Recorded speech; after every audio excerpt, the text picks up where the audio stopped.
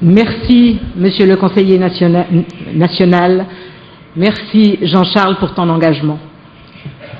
Notre prochain orateur, Monsieur Guy Goodwin-Gilles, est un avocat réputé pour la défense des réfugiés. Nous allons l'entendre.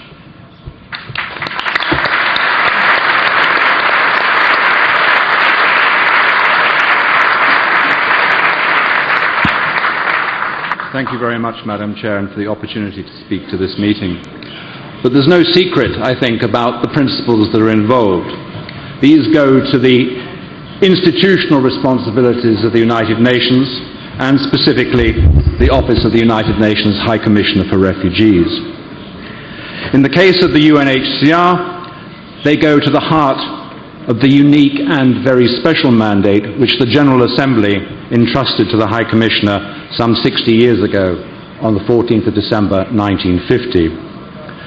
That responsibility is a responsibility stated in paragraph 1 of its statute to provide international protection to refugees and to seek permanent solutions for the problem of refugees.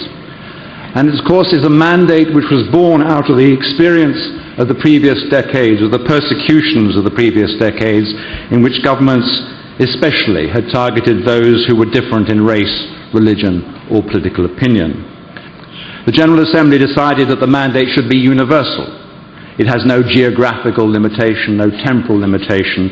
It exists independent of whether any state has ratified any of the refugee treaties. And the mandate is prescribed to be humanitarian and non-political. The High Commissioner for Refugees thus has a responsibility owed to the General Assembly, and I would say beyond the General Assembly, to the international community of states at large, to the peoples of the United Nations. A responsibility to provide international protection to refugees, which is to say, to use international law, international obligations, and of course the conscience of humanity to ensure that lives and human rights are guaranteed and solutions found. What then holds the UNHCR back?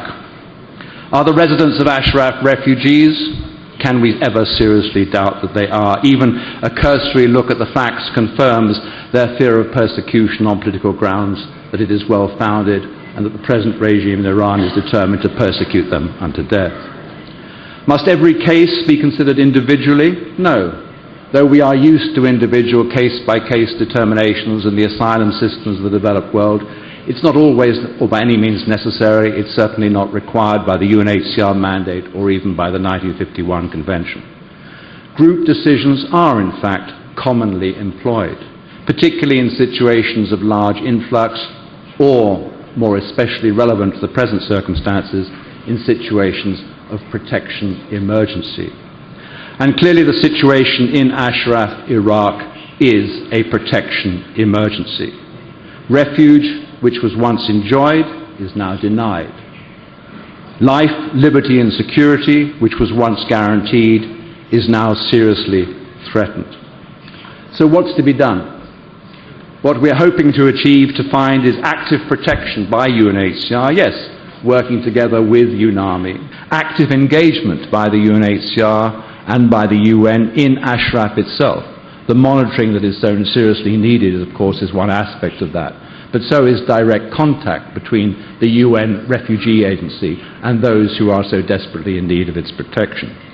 Active endeavours on the part of the UNHCR to find international permanent solutions, endeavours which we know will find positive support around the world.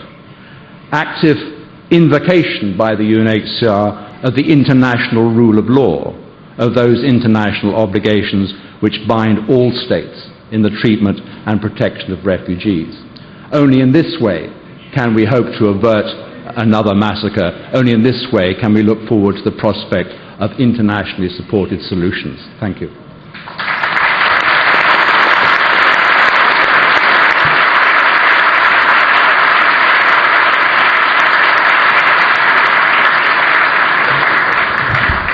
J'aimerais, avant la prochaine oratrice, saluer la présence parmi nous de M. Raymond, conseiller national, qui montre ainsi cet après-midi son soutien à la cause d'Ashraf. Je le remercie.